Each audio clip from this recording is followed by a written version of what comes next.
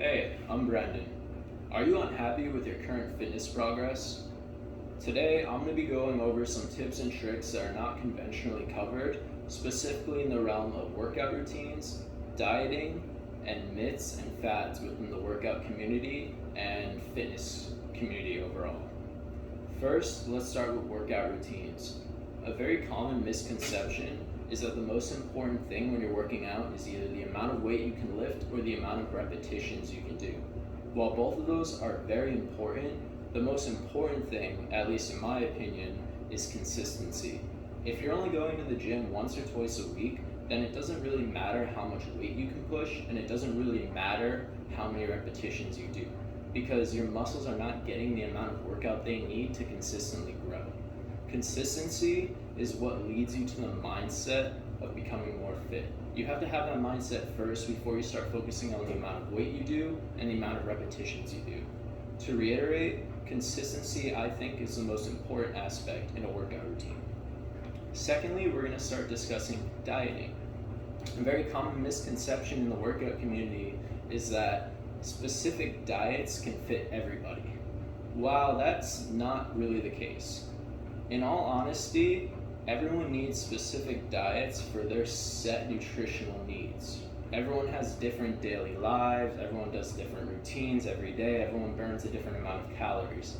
Which brings me into the most important point I want to discuss when talking about dieting.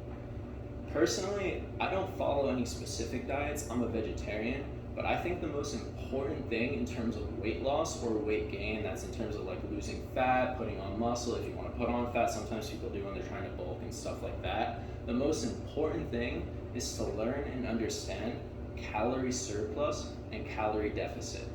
Calorie surplus is basically when you eat more than what your body needs, eat more calories, you're going to put on weight. It could be healthy calories, it could be fatty calories, it could be any type of calories. The more you eat, the more weight you're going to put on, no matter what. And then a calorie deficit is basically the opposite. The less you eat, the less weight you'll put on. You'll actually start losing weight if you eat less than what your body needs every day. Personally, I actually learned this. When I was younger, I used to follow a lot of diets. I used to try different things. I tried keto. I tried different like fat restrictive diets, different macro diets, stuff like that. But it took me years and years of being chunky to finally realize that overall I just need to eat less. I was just eating too many calories, I was munching too hard after the gym, stuff like that. And after I started eating less, I started losing a lot more weight, becoming more fit, slightly more toned.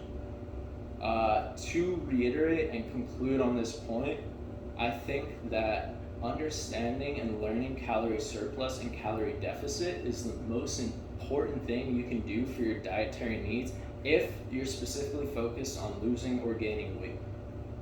Lastly, I just want to quickly cover myths and fads within the workout community and within the fitness community. A lot of people on social media, a lot of like fitness commentators, fitness influencers, push specific diets like I was saying, but also like specific supplements, specific myths and stuff, specific ways to do certain workouts that could lead you to getting injured, stuff like that. A lot of these products are untested, and a lot of these influencers are getting paid by sponsors to actually sponsor these products, of course. And sometimes they don't even use these products. These products aren't tested. These products can lead to people getting hurt. There's not a lot of science in many of these products being pushed right now in the mainstream like social media fitness community. That's the same thing with diets as well, a lot of the fad diets. Keto especially. Keto is the worst diet. Let me tell you, if you do keto, keto's great. You'll lose a lot of weight momentarily, right? Because you're cutting all carbs. But eventually you're gonna have to eat carbs. You can't live your whole life no carbs. And once you eat those carbs, all that fat you lost, your body's gonna take in those carbs, suck it all up, store it forever. Not forever, obviously, but store it for quite a long time.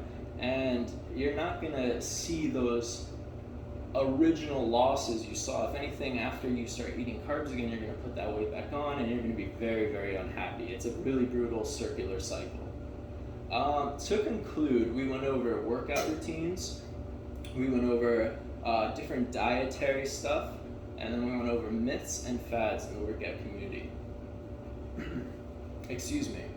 If you're unhappy with your workout progress, with your fitness progress, I think a lot of these tips you could probably take. A lot of this stuff isn't really conventionally said. Most people won't admit that calories is the most important part of weight gain, weight loss, and fitness overall.